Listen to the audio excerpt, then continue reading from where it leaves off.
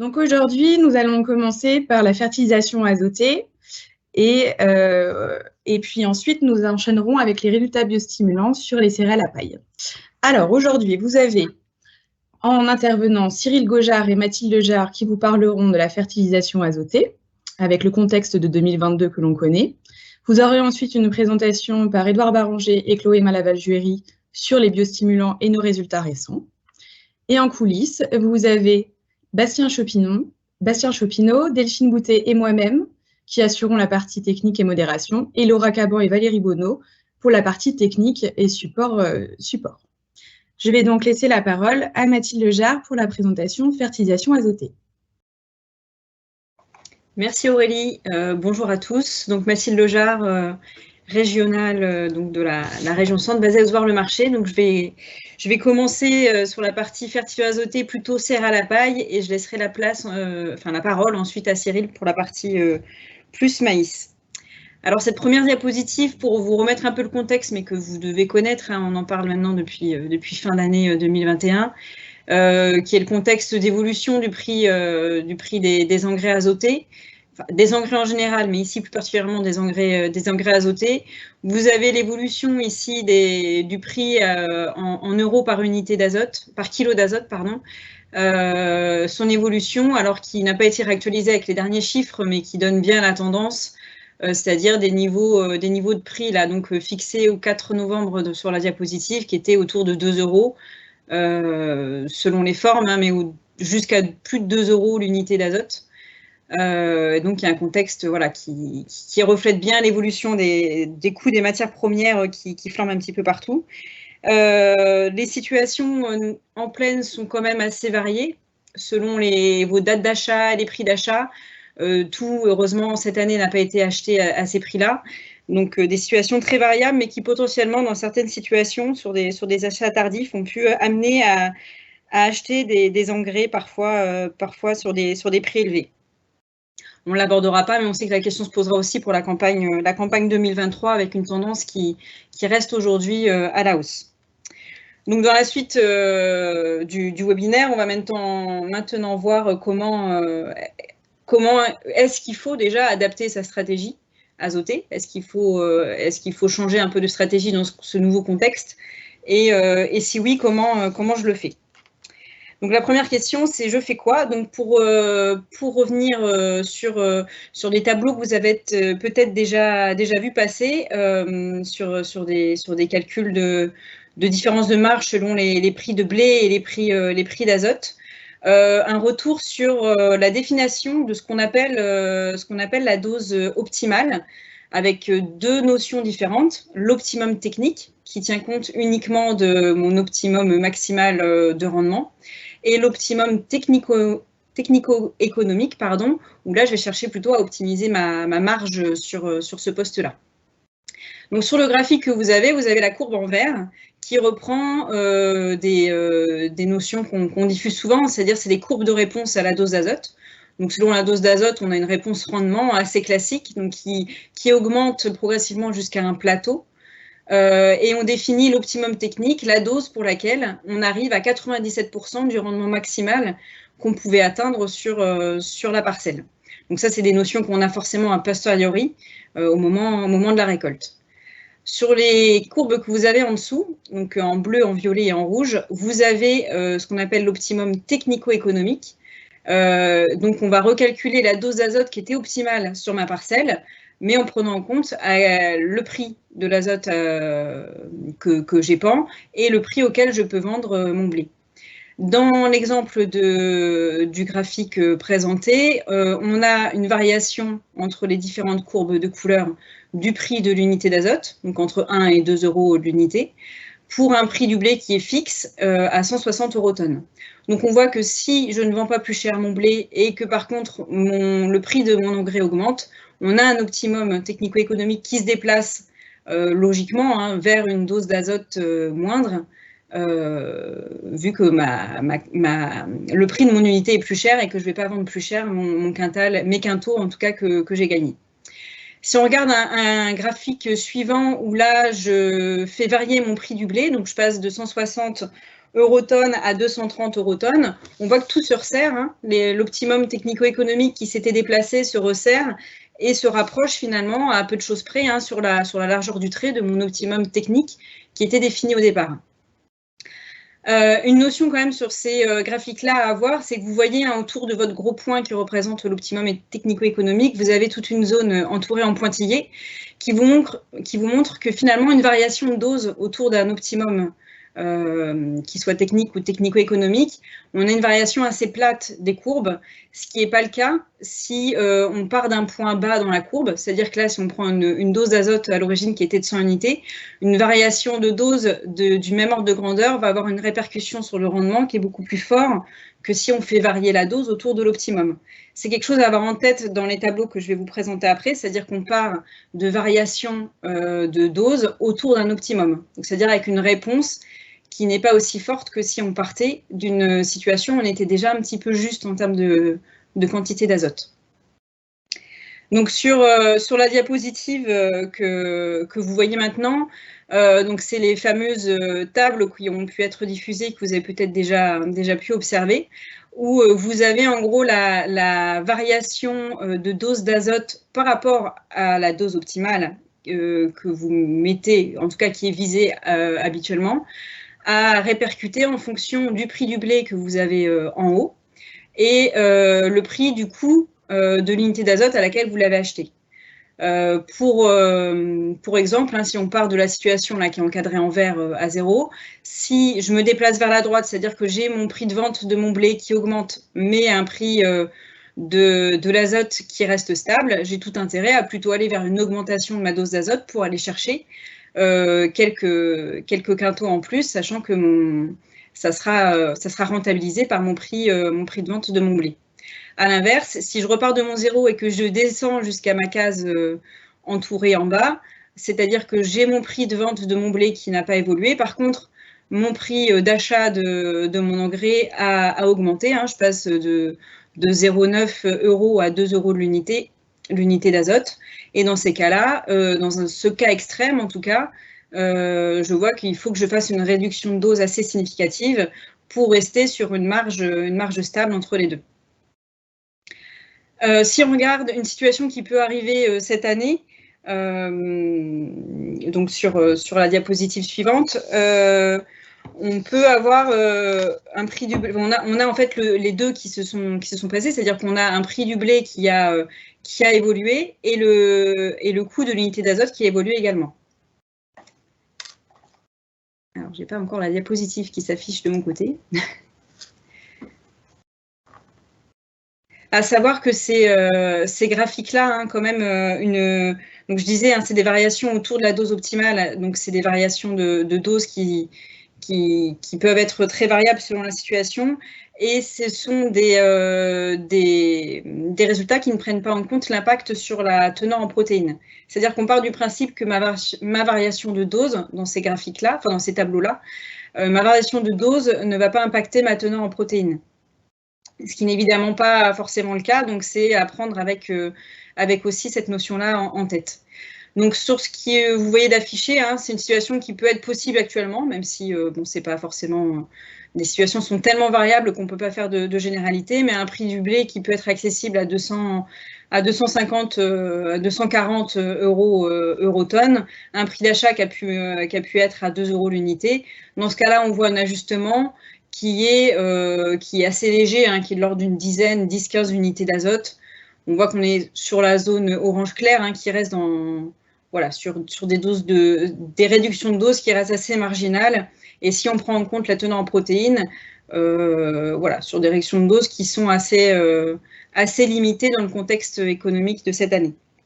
Donc les préconisations sur cette partie-là, donc comme je viens de le dire, un ajustement de dose qui est très variable, mais qui reste assez contenu cette année, avec le point d'attention sur l'impact sur la teneur en protéines, hein, qui fait qu'il ne faut pas que ces diminutions de dose puissent vous mettre en danger par rapport à votre teneur en protéines dans vos parcelles.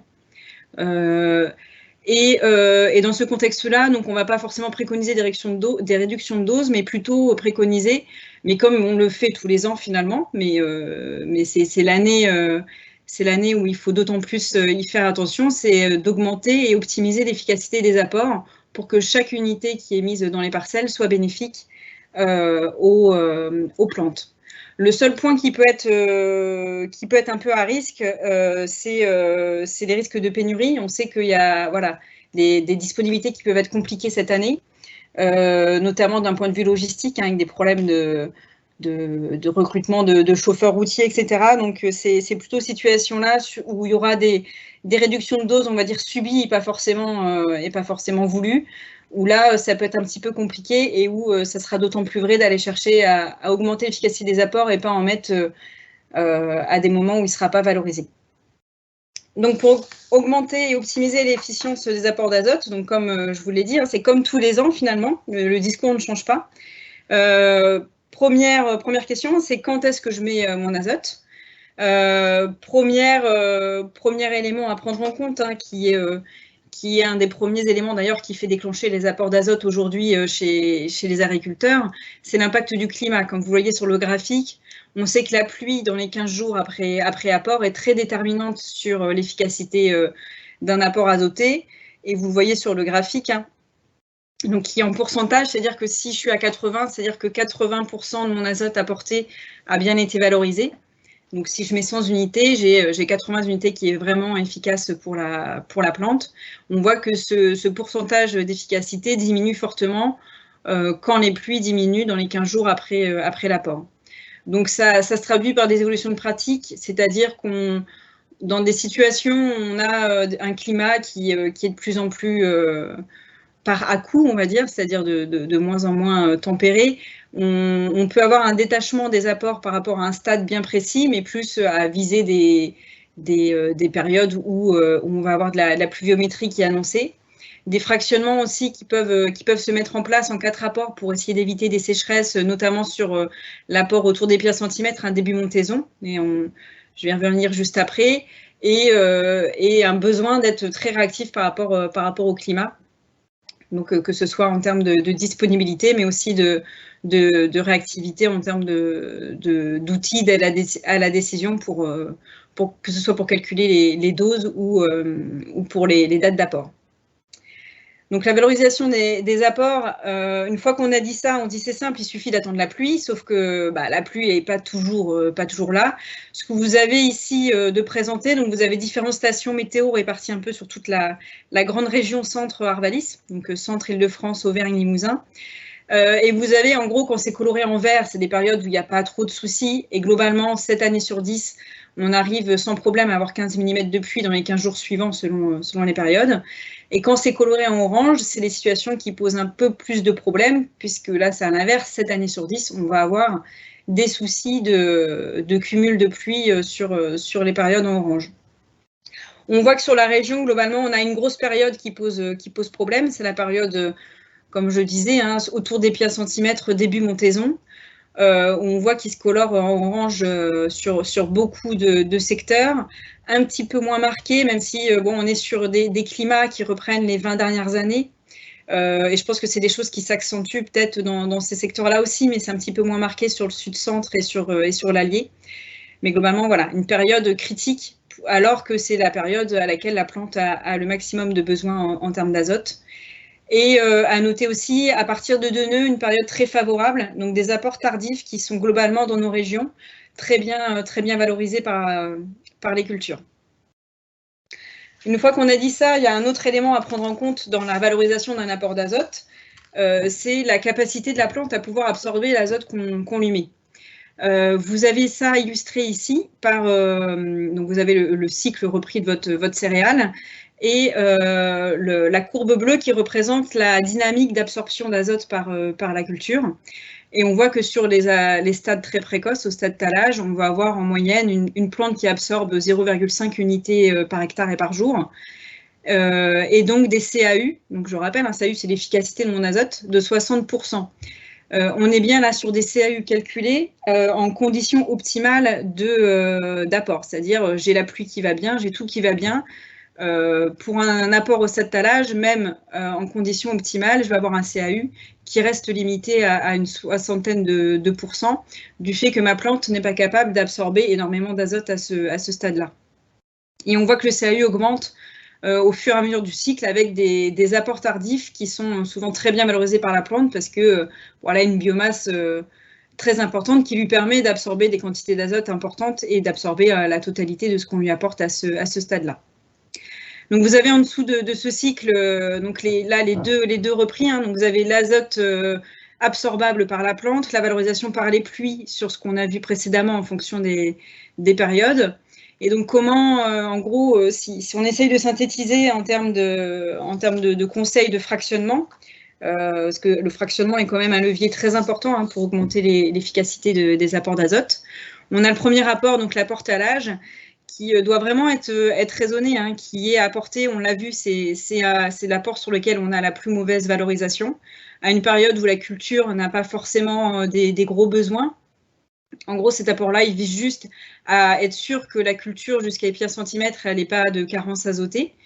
Et donc, c'est vraiment à raisonner sur cet apport-là. Il n'est pas toujours justifié.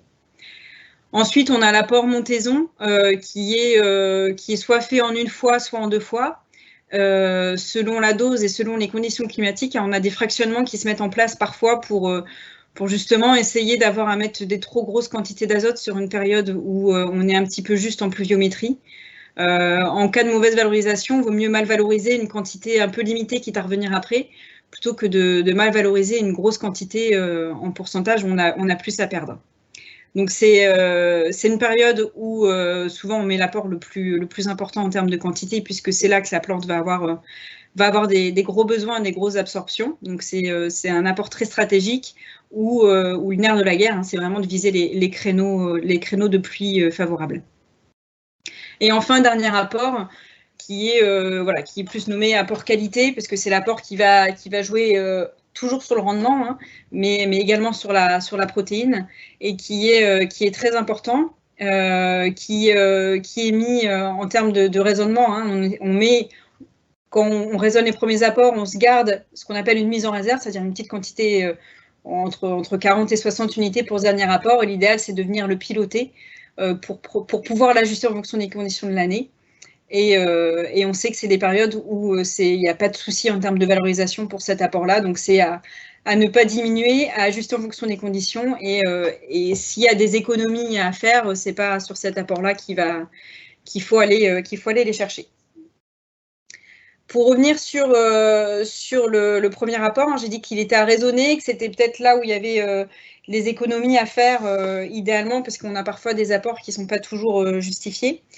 Donc, il y a plusieurs moyens de raisonner cet apport talage.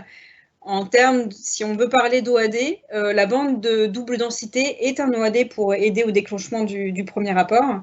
Bon, alors là, si pour cette année, ceux qui ne l'ont pas mis en place, c'est trop tard, hein, vu que ça se fait au semis, c'est sûr qu'il faut y penser. Hein. Le principe, c'est de semer en double densité une partie de la parcelle et de suivre sa décoloration.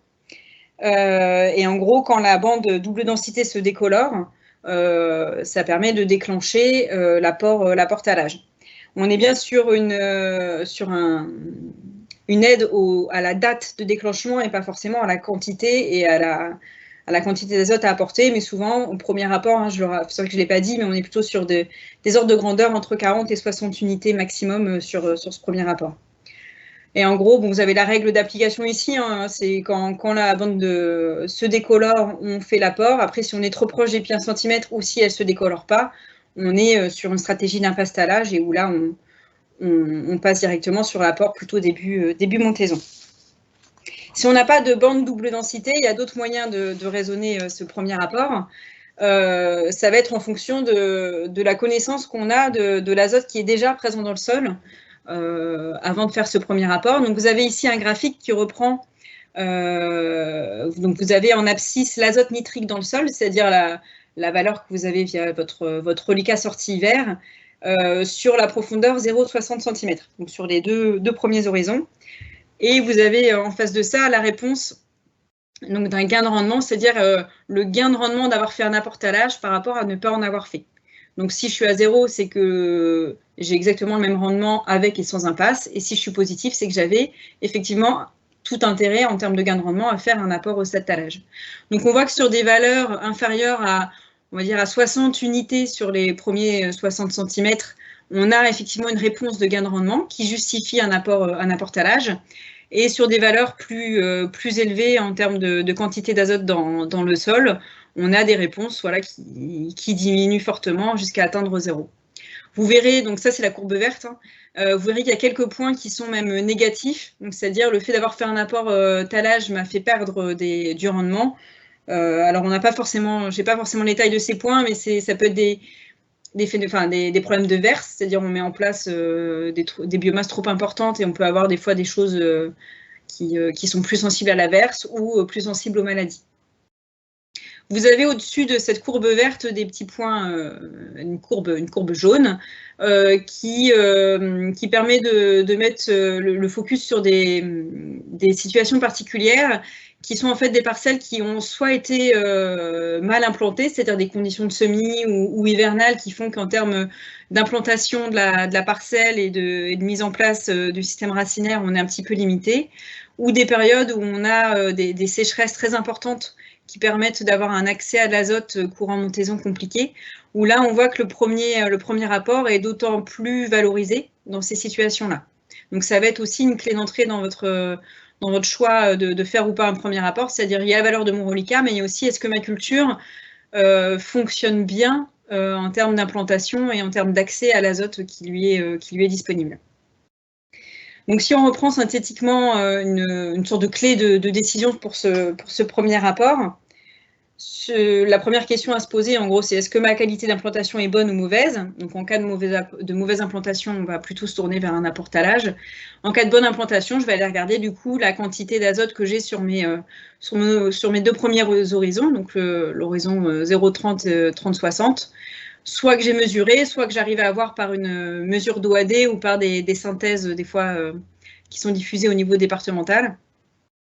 Et en gros, voilà, la valeur charnière, ça va être 60 unités, donc qui vont décider d'une impasse ou pas.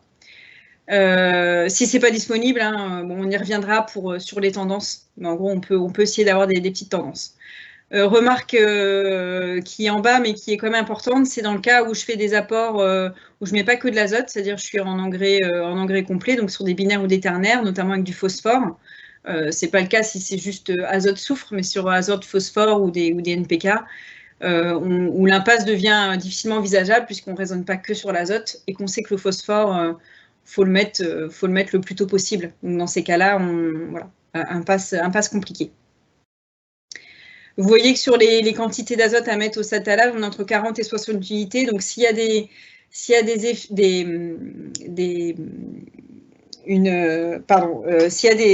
économies, voilà, je ne trouvais pas mon mot, des économies à faire d'une vingtaine d'unités, on voit que très facilement sur le premier rapport, déjà de se limiter à 40 unités, si vous voulez en faire un, ça peut déjà faire une économie si vous êtes habitué à en mettre 60, voire un petit peu plus sur ce premier rapport.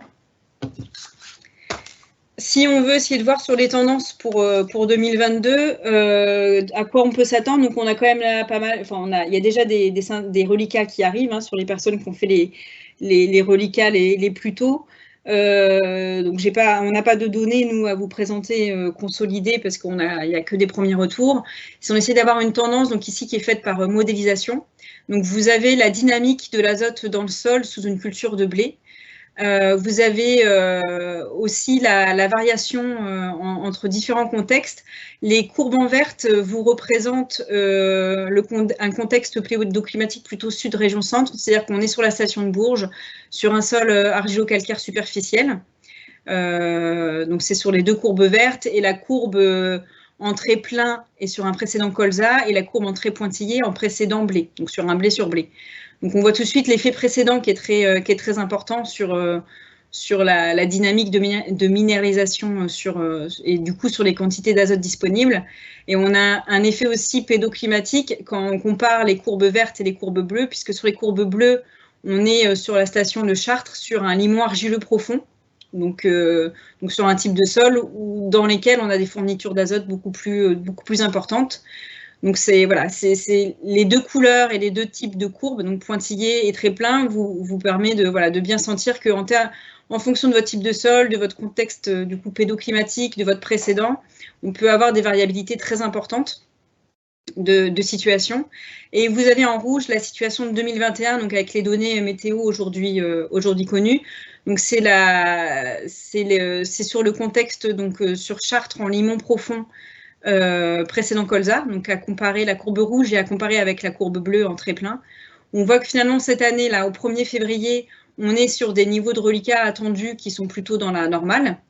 Des 20 dernières années, avec une dynamique qui a été marquée par donc une mérisation qui était équivalente, voire sensiblement inférieure à la moyenne.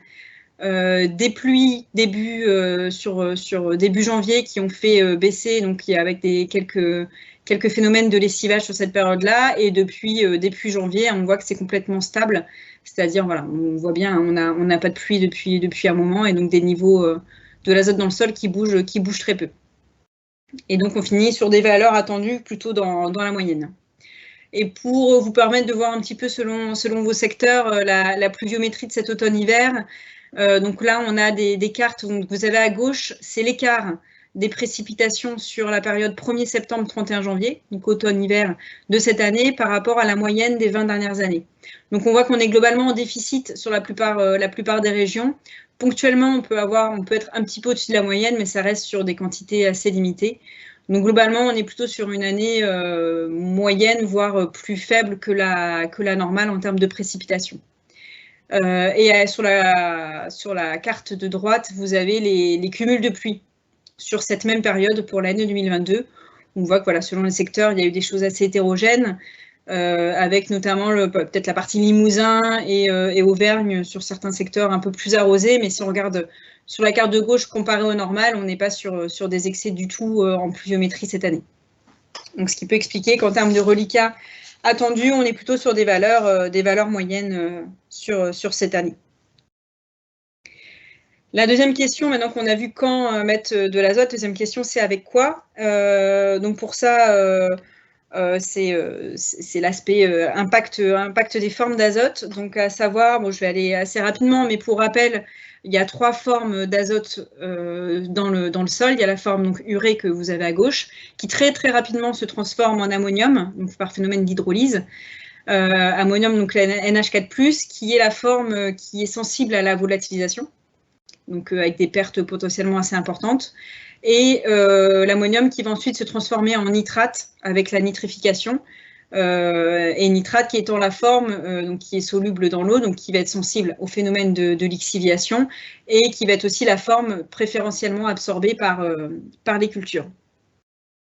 Donc, une fois qu'on a ces trois formes en tête dans le sol, à savoir que oui, vous avez des petites flèches quand même qui vous montrent en bas les phénomènes d'organisation, c'est-à-dire que cet azote-là est absorbable par la plante, mais elle est aussi utilisable pour l'ammonium et en partie pour la forme nitrate, mobilisable par la matière organique du sol. Donc, c'est ce qu'on appelle l'organisation, c'est-à-dire l'azote n'est plus disponible pour la plante, elle est convertie en azote organique.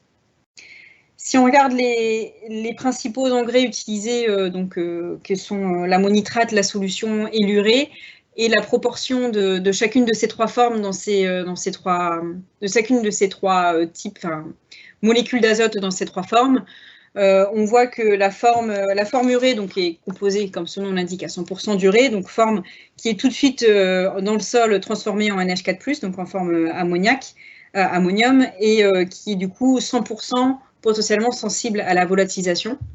Sur la solution, on a 3/4 de l'azote de la solution qui est sous forme soit urée, soit déjà NH4+, donc 3/4 de la forme qui est potentiellement sensible à la volatilisation. Alors que sur l'ammonitrate, on a seulement la moitié qui est sous forme NH4+, qu'on a l'autre moitié qui est sous forme nitrate. Donc ce gradient explique les différentes sensibilités de ces 3 formes au phénomène de volatilisation. Si on regarde des résultats de comparaison, donc on avait toute une série d'essais qui s'est terminée en 2018 et qui, avec des mesures réelles de volatilisation, donc c'est des choses qui ne sont pas toujours faites, faut le matériel spécifique, mais avec des mesures réelles de volatilisation, donc qui confirment ce qui est publié habituellement, hein, c'est qu'on a bien une perte d'azote par volatilisation qui est supérieure sur l'urée et la solution par rapport à une forme ammonitrate. Donc ici, dans ces résultats, on a plus 11,5% d'azote volatilisé en plus sur forme avec la forme urée et plus 5,6% avec la forme solution azotée. Donc ça montre bien que sur ces trois formes, on a potentiellement des pertes qui peuvent être beaucoup plus importantes sur des formes urée et solution azotée par rapport à l'ammonitrate. Donc autant d'unités qui ne seront pas valorisées par la culture. Donc suite à ça, donc ça c'est les trois formes les plus répandues. On a également des formes, ce qu'on appelle des urées protégées. Donc c'est ce que vous avez ici en orange. Donc on va voir les résultats juste après. Donc des engrais avec inhibiteurs d'uréase en fait qui ralentissent la transformation de l'urée en ammonium et donc qui ralentissent l'exposition au phénomène de volatilisation. Après vous avez d'autres types d'engrais, je ne vais pas revenir dessus, mais les engrais enrobés protégés qui la protègent la molécule d'urée. Vous avez des engrais qui plutôt agissent sur la nitrification avec des inhibiteurs de nitrification, donc qui vont plutôt être avec des effets retard. Et toute une partie biostimulant, mais qui sera évoquée plus tard dans ce webinaire. Et donc si on regarde les efficacités de ces différentes solutions, donc a été testé dans les mêmes séries d'essais que présentées précédemment, de l'urée avec inhibiteur d'uréase et de la solution à laquelle on a mis des inhibiteurs d'uréase également. Et on voit que de mettre cette molécule, donc pour l'urée plus NBPT, c'est typiquement le Nexène, hein, par exemple. Donc on voit que ces formes-là réduisent nettement la volatilisation et on arrive à des pourcentages d'azote volatilisés qui redeviennent complètement comparables à ce qui est observé avec l'ammonitrate. Donc on a une efficacité en termes de réduction de la volatilisation qui est bien démontrée sur ces formes-là. Cependant, si on regarde le CAU, donc qui n'est pas pareil que vraiment la partie volatilisée, c'est vraiment mesurer ce qui a été mesuré. Le CAU, c'est on regarde vraiment ce qui a été efficace pour la plante. Donc il peut y avoir d'autres sources de pertes et on voit que sur la partie urée, on a un CAU qui revient au niveau de l'ammonitrate quand on a de l'urée plus inhibiteur d'uréase. Par contre, sur la solution azotée, on arrive à réduire la volatilisation, on l'a vu, mais par contre, on garde toujours un gap, un écart très significatif avec l'ammonitrate. C'est-à-dire qu'on a réduit la volatilisation, mais c'est qu'il y a autre chose qui se passe en fait avec la solution, puisqu'on n'arrive pas à retrouver un niveau d'efficacité comparable à l'ammonitrate. Donc là, on n'a pas de données très précises. On soupçonne quand même l'effet de la forme physique, c'est-à-dire que le fait que ce soit liquide peut potentiellement rendre la solution azotée plus sensible à l'organisation, que je vous ai montré tout à l'heure. Mais ça, c'est des choses très difficiles à mesurer, sur lesquelles on n'a pas de données. Mais bon, il y a forcément un effet forme qui rentre en jeu et qui fait que la solution azotée, même si on enlève l'aspect volatilisation, et dans tous les cas moins efficace que des formes urée ammonitrate ou urée plus inhibiteur d'uréase. Autre question qu'on peut avoir sur la partie forme, c'est oui, mais alors donc ça c'est les formes plutôt classiques. Est-ce que je peux compenser par de l'azote foliaire, donc plutôt mis en fin de cycle? Donc on peut avoir pas mal de questions là-dessus. Pour rappel, les principes sur l'azote foliaire, donc il y a trois composantes qui rentrent dans l'efficacité des azotes foliaires. La première, donc comme c'est de l'azote que la plante va absorber par les feuilles, pardon. La première composante, c'est l'interception par mon couvert de ce qu'on peut épandre. Donc ça dépend du stade. C'est-à-dire qu'au stade de nœud, en gros, si on met 100 unités, bon c'est jamais le cas, mais si on met 100 unités d'azote par voie foliaire, il n'y a que 30 excusez-moi. Il n'y a que 30% en gros du volume de ce qu'on épand qui est intercepté par les feuilles. À épiaison, on arrive à monter de 60 à 80%. Donc c'est un effet surface foliaire qui rentre en compte et biomasse. Donc déjà, sur tout ce qu'on épand, maximum, si on est sur des stades très tardifs, on peut avoir 80% de ce qu'on épand qui est intercepté par les feuilles. Une fois que c'était intercepté par mes feuilles, il y a un deuxième deuxième phénomène qui rentre dans le mécanisme, c'est l'absorption par mes feuilles. C'est-à-dire une fois que c'est sur la feuille, il faut que maintenant que ça rentre à l'intérieur. Et donc ça, c'est très dépendant de l'hygrométrie. Sur des faibles hygrométries, on peut avoir seulement que 30% de ce qui a été intercepté, donc 30% de mes 80%, qui vraiment rentre dans ma feuille. Sur des hygrométries élevées, on va monter jusqu'à 70% environ. Donc si on cumule, hein, si on fait tout au maximum, on a 80% qui est intercepté. Sur ces 80%, il y a seulement 70% qui est vraiment absorbé par ma plante. Et la troisième étape, c'est une fois que c'est dans ma feuille, c'est que ça soit redistribué à l'ensemble de ma plante. Donc c'est ce qu'on appelle la translocation. Et cette translocation, elle dépend de la forme d'azote, donc sachant que l'urée est la plus efficace par rapport aux autres formes. C'est pour ça que la plupart des formes en azote foliaire, c'est des formes uréiques. Et ça dépend si ma plante est bien alimentée en eau. Hein. Sur des plantes qui ont un stress hydrique assez important, forcément, la circulation de sève se fait mal et donc la translocation de l'azote aussi. Donc ça diminue l'efficacité et les vieilles feuilles sont plus efficaces que les feuilles jeunes avec des systèmes de circulation de sève qui sont plus efficaces. Donc ces trois paramètres font qu'en termes d'efficacité, en azote foliaire, on peut des fois avoir des choses plus limitées. Si on regarde les résultats qu'on a en comparaison de plusieurs propositions commerciales, on va dire, d'azote foliaire, donc qui sont assez variées, hein, par rapport à de l'ammonitrate. Donc ici, on a l'impact sur les résultats en termes de teneur en protéines, où on voit que globalement, on est soit équivalent, soit inférieur selon les produits à une forme ammonitrate classique. Pardon. Et en gros, ce qu'il faut savoir, c'est que sur ces formes foliaires, il faut éviter de dépasser 40 unités. Après, ça dépend. Vous voyez le tableau au-dessus, hein, ça dépend de la composition de votre produit, mais pour éviter les brûlures qui peuvent arriver avec ce type de produit, éviter d'amener plus de 40 unités. Donc après, voilà, c'est avoir le coût de ces produits par rapport à ce que ça apporte, par rapport à des formes classiques.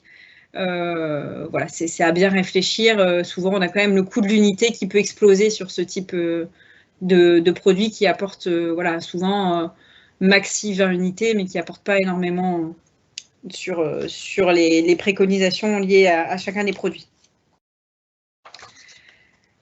Pour finir sur cette partie-là, la dernière question, c'est un peu pour répondre à la question du combien. C'est en gros le pilotage de la dose d'azote. On l'a vu en début de présentation. Ça concerne surtout aujourd'hui le dernier rapport, c'est ajuster en fonction des conditions de l'année ma dose totale par l'ajustement de mon dernier rapport. Donc là, vous avez en fait des mesures d'azote absorbé et de biomasse d'un blé qui a été fait à 2 nœuds tous les ans sur à peu près la même parcelle, enfin sur un contexte pédoclimatique tout à fait semblable d'une année à l'autre. Et on voit que d'une année à l'autre, pour une même variété, alors que si on devait calculer la dose totale avec la méthode du bilan de tous ces points-là, on serait sur une dose équivalente. On voit que finalement, quand on se place à 2 nœuds, on a des possibilités en fait qui sont très très variées, que ce soit en quantité d'azote absorbée par mon couvert, en biomasse produite alors on n'est pas à date équivalente, hein, on est vraiment à un stade équivalent, avec des choses qui peuvent varier du simple au double, que ce soit en biomasse ou en azote absorbé. Donc ça montre vraiment qu'à partir de ce point-là, on a des besoins en azote pour la fin du cycle qui vont être totalement différentes. Et ça montre l'importance de se donner les moyens d'ajuster en cours de campagne la dose qu'on a calculée a priori et de pouvoir la calculer en fonction de ce qui s'est vraiment réellement passé et de ce qu'on peut attendre, donc de pouvoir réajuster. Et donc, si on montre, bon, alors juste un exemple de résultats sur cette partie pilotage. Donc, on a pris l'exemple des résultats de FarmStar, où on a en gros trois classes. En gros, mon graphique du milieu me dit en fait finalement ma dose X, je n'avais pas besoin de la bouger, c'est-à-dire finalement c'était a posteriori la dose optimale. Sur mon histogramme de gauche, ma dose X était suboptimale, c'est-à-dire il manquait un peu d'azote pour être à l'optimum. Et à droite, ma dose X était un peu trop forte et finalement, j'aurais dû la diminuer. En bleu, vous avez juste avec la méthode du bilan et on voit qu'on a une répartition à peu près un tiers entre les trois situations. même si on est quand même moins sur des phénomènes de surfertilisation par rapport à soit on était bon, soit on était un petit peu en dessous. On voit qu'avec un pilotage, donc là on a le cas de FarmStar dans ces données-là, mais c'est vrai avec des pilotages avec du N-Tester, du Messatimage ou n'importe quel autre outil de pilotage, on a, grâce à ce pilotage, un recentrage de ma dose sur la dose optimale. C'est-à-dire qu'on réduit de manière significative les cas où j'avais sous-fertilisé et les cas où j'avais surfertilisé. Donc ça montre bien que dans ces cas-là, j'optimise ma dose d'azote, des fois en la diminuant, mais des fois en l'augmentant pour aller chercher mon potentiel réel de l'année. Bien, bonjour à tous. Cyril Gaujard, régional à Ozoir-le-Marché. Donc voilà, cette diapo rappelle les leviers qu'il faut mobiliser pour valoriser chaque unité. Donc bien sûr, faire les reliquats pour calculer sa dose et adopter une stratégie ensuite. Le fractionnement en 2 apports. On y reviendra ensuite dans la présentation avec les différentes formes d'azote également. L'enfouissement ou des apports avant les tours d'eau. Et puis dans la deuxième partie de la diapositive, c'est les périodes d'apport sur le cycle, hein, donc de l'azote au SMI uniquement si l'azote minéral est inférieur à 50 unités au moment où on fait les analyses de reliquats. Et puis si on fait une fertilisation starter combinée à un apport de phosphore. Voilà. Et puis ensuite, les apports en végétation à 4-6 feuilles et à 8-10 feuilles où on apporte la plus grosse quantité en période de croissance active sur le maïs. Donc nous allons maintenant aborder la partie du fractionnement. Je n'ai pas de changement de diapo, mais je pense que vous la voyez. Ah, ça y est, elle est arrivée. Donc, concernant le fractionnement de l'azote sur maïs, hein, c'est une synthèse d'essais réalisée entre 1992 et 2017 et qui vise à comparer l'incidence de la date du deuxième apport d'azote sur le rendement comparé à un seul apport, et tout est réalisé avec de l'urée. La dose d'apport final est identique que l'on soit 1 ou 2 apports. Donc sur le graphique, vous avez en abscisse les différents stades auxquels on a fait les apports, de 5-9 feuilles jusqu'à 16 feuilles et floraison. Et puis sur la partie des ordonnées, on a au niveau du 0, eh bien c'est le rendement que l'on a observé avec un apport. Et ensuite, si on est au-dessus, c'est-à-dire vers le 1,4 et 2,3, c'est-à-dire qu'on a un gain de rendement. Et si on est en dessous de la ligne, on a une perte de rendement. Et ce que l'on voit facilement, c'est que la période optimale pour le deuxième apport du maïs elle se situe entre 5-9 feuilles et 8-10 feuilles. Si on tarde trop, on met la plante en difficulté et en manque d'azote. Donc voilà tout l'intérêt du fractionnement. Ensuite, sur la diapo suivante, on va aborder les différentes stratégies de fertilisation azotée. Et ce tableau présente plusieurs stratégies d'apport en fonction des différentes doses d'azote. Alors des doses élevées ou faibles, sur la partie gauche du tableau. On a les différentes typologies de sol superficiel et profond, et puis des différentes dates de semis, précoces ou tardives. Et puis en fonction de ce que l'on veut faire, on peut envisager des stratégies à 1, 2 ou 3 apports. Donc, dans le cas où on apporte des fortes doses, et si on apporte un engrais starter, le DAP, eh bien, on pourra fractionner ensuite avec des apports à 3-4 feuilles ou 8-10 feuilles, donc pour les fortes doses. En fonction des périodes, en fonction des types de sol ou des semis, on peut, si on n'apporte pas d'engrais starter, on fera un apport en 2 fois, donc 3-4 feuilles et 8-10 feuilles. Et puis sur les stratégies avec de faibles apports en azote, dans certaines situations, on peut avoir l'engrais starter suivi d'un engrais foliaire, enfin à 5-6 feuilles. Voilà, alors dans toutes ces situations, il faut toujours prendre en considération la dose maximale d'azote que l'on peut apporter en un seul apport. Ça, c'est lié à la réglementation. Souvent, on se situe autour de 120 unités. Et si par exemple, lorsque vous êtes en dose élevée et que le calcul de la dose 2/3 à 8-10 feuilles est supérieur à 120 unités, bon, ben, il faut ajuster par rapport à la première dose de façon à ne pas dépasser les 120 unités. Voilà. Donc maintenant, nous allons passer à une comparaison des différentes formes d'azote qui sont disponibles. Donc là, nous avons, dans la première partie de ce tableau, une comparaison entre l'urée et l'ammonitrate. Voilà. Donc, on peut voir sur cette première partie, qui regroupe 22 essais, avec un gain moyen pour l'urée de 125 quintaux hectares, eh bien, qu'il y a un avantage significatif avec l'ammonitrate, où on a un gain de 4,7 quintaux par hectare. Donc, voilà, c'est ce qu'on a pu observer dans les essais. Et ensuite, vous avez un tableau. Et dans ce premier tableau, on a étudié 4 scénarios avec des prix d'ammonitrate et d'urée qui sont différents et un cours de maïs également qui varie de 160 à 230 € l'unité, la tonne.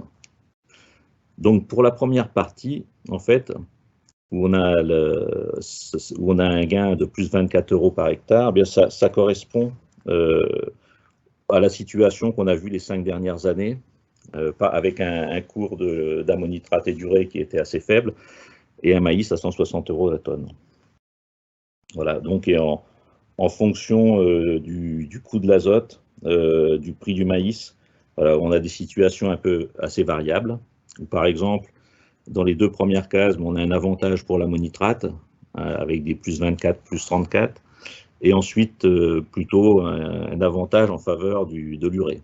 Voilà, donc en fonction de ces situations, la décision n'est pas toujours simple à prendre, de savoir quel type d'engrais utiliser. Ensuite, dans la deuxième partie de la diapo, cette fois, on fait une comparaison, il faut revenir juste avant, on fait une comparaison entre le rendement de l'urée plus inhibiteur d'uréase par rapport au rendement obtenu avec l'urée. Il faudrait qu'on vienne à la diapo avec les tableaux verts. Donc, dans cette partie, on a une synthèse de 26 essais avec un rendement moyen pour l'urée à 140 quintaux. Voilà. Et là, on observe un gain positif en la faveur des urées plus inhibiteurs d'uréase. Bon, ce sont les produits type Nexen ou Vitec 46. Donc, dans le tableau qui est en bas de la diapo, nous avons calculé un seuil de rentabilité des urées plus inhibiteurs par rapport à l'urée seule. Et en fonction des cours du maïs, qui vont de 160 à 130 € tonne, on a calculé l'écart de rentabilité acceptable en faveur des urées plus inhibiteurs.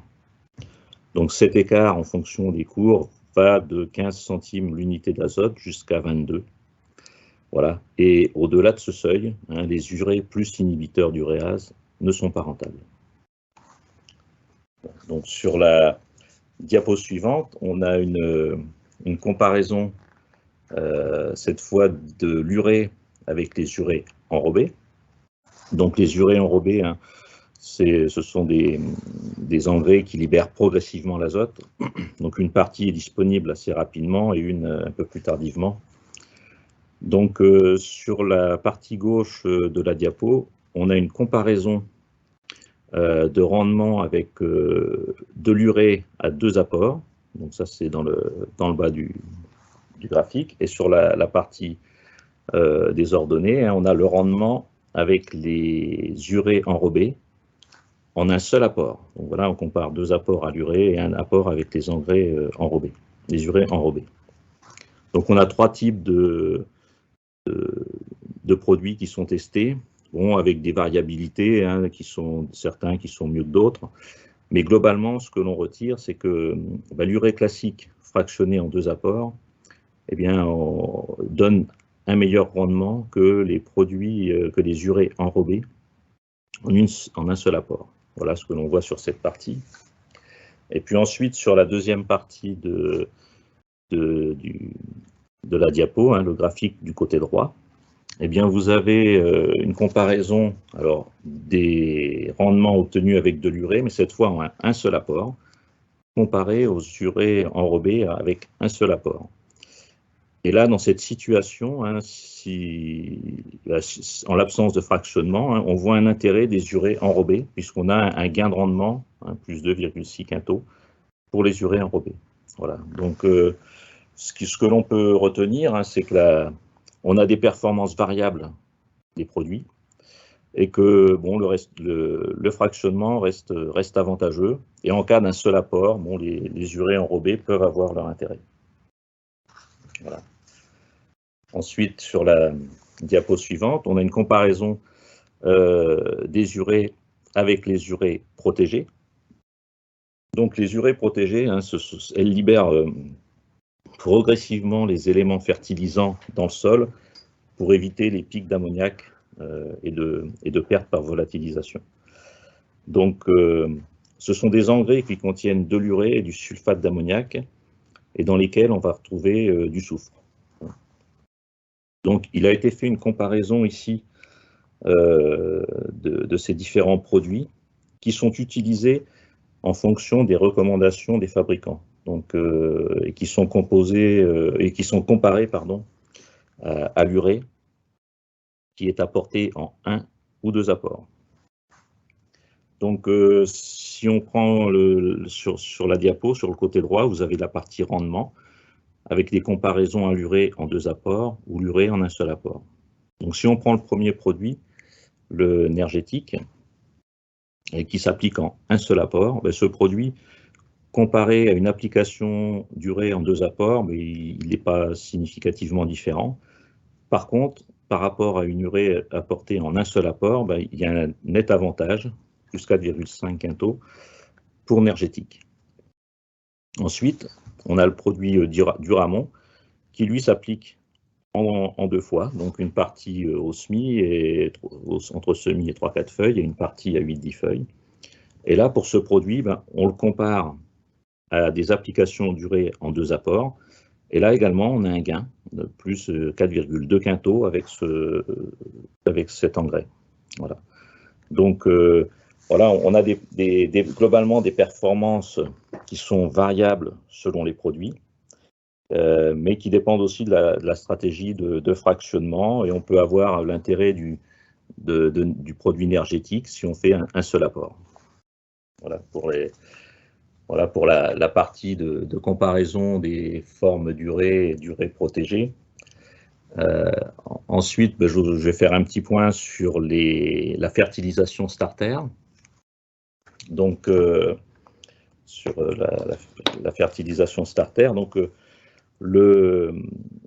l'intérêt de l'engrais starter, hein, c'est d'apporter du phosphore à proximité des racines. Donc, dans le but d'assurer une bonne vigueur au démarrage, hein, et avoir une plante qui soit vigoureuse et limiter les risques de ravageurs.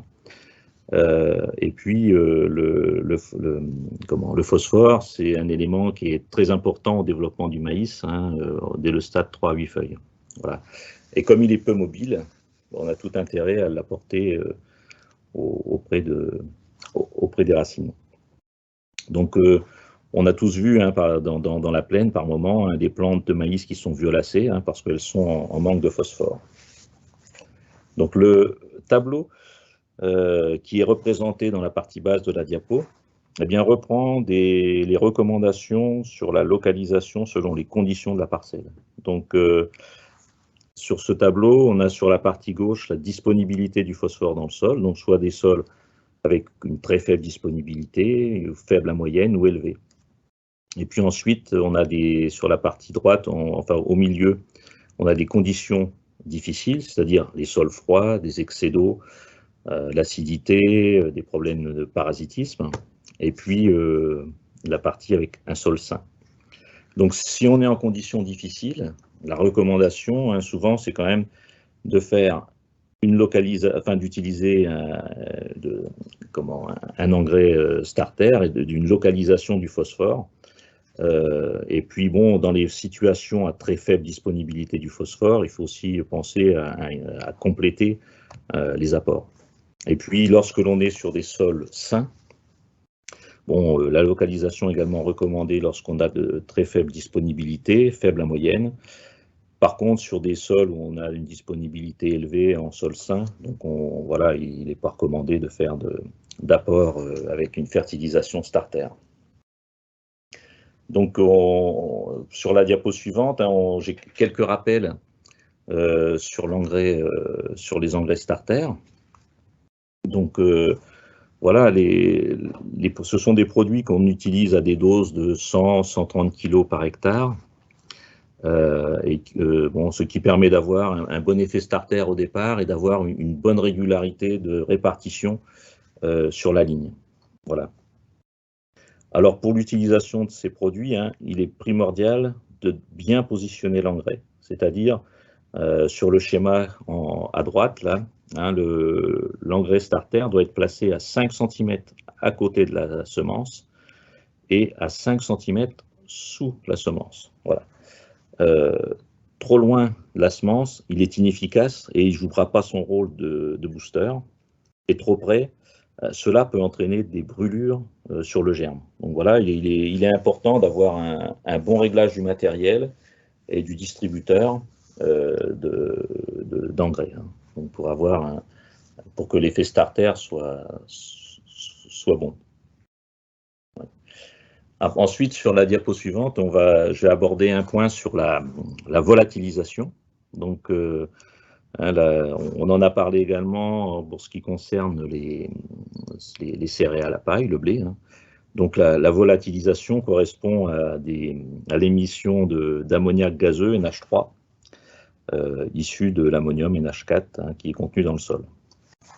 Alors, la forme d'engrais apportée prédispose plus ou moins à ce phénomène, et plus l'azote de l'engrais sera présent sous forme d'urée ou d'ammonium, et plus le risque sera élevé. Donc, alors on a les différents facteurs de risque, hein, qui sont reportés sur la diapo. Bien sûr, des températures très chaudes, enfin assez chaudes, du vent, un sol sec, des pH importants. Alors les formes d'engrais, hein, les plus exposées dans le cas du maïs, hein, c'est l'urée ou la solution azotée, qui sont les formes les plus exposées. Et puis ensuite une plante, une mauvaise absorption de la culture, une plante qui souffre un peu.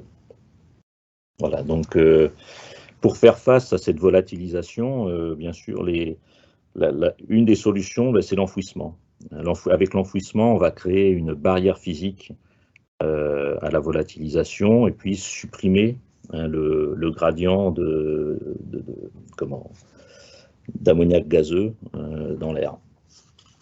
Donc sur la diapo suivante, on a illustré l'intérêt de l'enfouissement, hein, sur ce graphique où on a on présente des résultats sur l'importance de l'enfouissement, sur la volatilisation en fonction des types de sols. Donc sur l'axe des abscisses en bas, vous avez les profondeurs de placement de l'engrais, hein, 100 cm, 2, 4, 6, 8, et puis le pourcentage d'azote qui est volatilisé.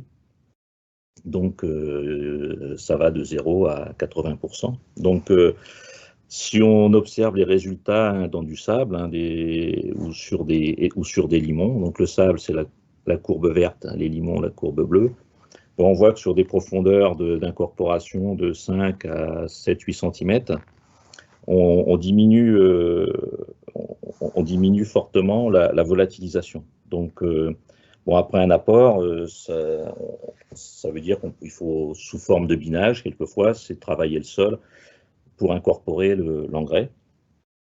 Mais une chose qu'il ne faut pas oublier non plus, c'est que si le travail du sol est difficile ou qu'on ne peut pas le réaliser, hein, c'est surtout de faire un apport avant irrigation, puisque par l'irrigation, l'engrais va se dissoudre facilement, être disponible dans le sol et au niveau des racines. Voilà, donc il y a l'enfouissement et prendre en compte aussi l'irrigation et l'humidité du sol. Donc j'arrive au terme de la présentation sur les engrais. Donc on a pu avoir la partie sur les céréales, la paille, le blé et le maïs. Donc la conclusion sur toute cette partie, c'est qu'on a un contexte économique qui ne nécessite pas d'ajustement fort de l'azote. C'est-à-dire que l'azote est cher, mais on a aussi le cours des céréales, du maïs qui sont assez élevés. Donc le problème qu'on pourrait rencontrer, par contre, c'est la disponibilité. On a entendu pendant l'hiver que chacun n'était pas forcément assuré d'avoir les quantités d'azote. Donc c'est peut-être plus là où il pourrait y avoir quelques soucis. Et dans tous les cas, et quelle que soit l'année, voilà, il est important de mobiliser tous les leviers existants pour avoir une bonne efficience des apports d'engrais, en utilisant différentes choses qu'on a pu aborder tout à l'heure, entre des fractionnements, des formes d'azote, le pilotage des apports en céréales, l'enfouissement en maïs. Voilà, ça c'est des leviers qu'il faut utiliser. Et puis sur blé, avoir une attention particulière sur les teneurs en protéines. Voilà, ça à prendre en compte dans la gestion de la fertilisation et produire des blés qui aient des bonnes qualités en termes de protéines. On va désormais passer à la partie suivante sur les derniers résultats qu'on a obtenus sur les biostimulants. Donc, c'est désormais Édouard Baranger et Chloé Malavaljueri qui vont prendre la main pour vous présenter les résultats sur maïs et sur céréales à paille.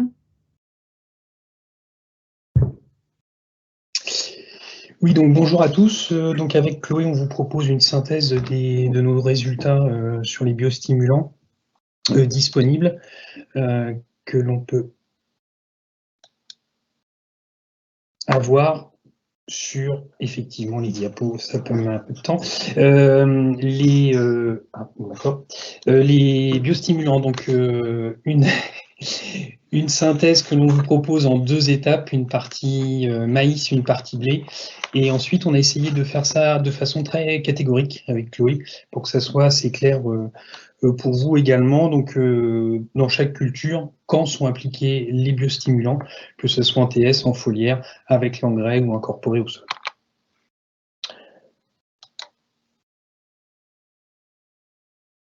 Aurélie, je te laisse passer les diapos. En fait, ça sera plus simple. Merci. Donc, sur la partie biostimulant appliqué en traitement de semences. Alors, avant, il y avait une... Voilà. Alors, il faudrait que tu reviennes 2 diapos en arrière, s'il te plaît.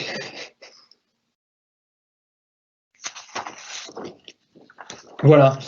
Donc, pour qu'on soit bien d'accord de quoi on parle, l'idée au départ, c'est de bien se mettre d'accord sur la définition de ce qu'est un biostimulant. Un biostimulant végétal, c'est quoi? C'est un produit, souvent sous forme liquide, qui a pour but de stimuler, on va dire, la nutrition des végétaux sur lesquels on l'applique, indépendamment des éléments nutritifs qu'il contient. C'est pas parce qu'un biostimulant va avoir quelques pourcentages d'azote ou de phosphore que c'est ces éléments qui vont stimuler le processus de nutrition de la plante, mais c'est vraiment l'ensemble du produit. Donc c'est un produit qui est défini par sa fonction, donc il va stimuler les plantes, mais pas par sa composition.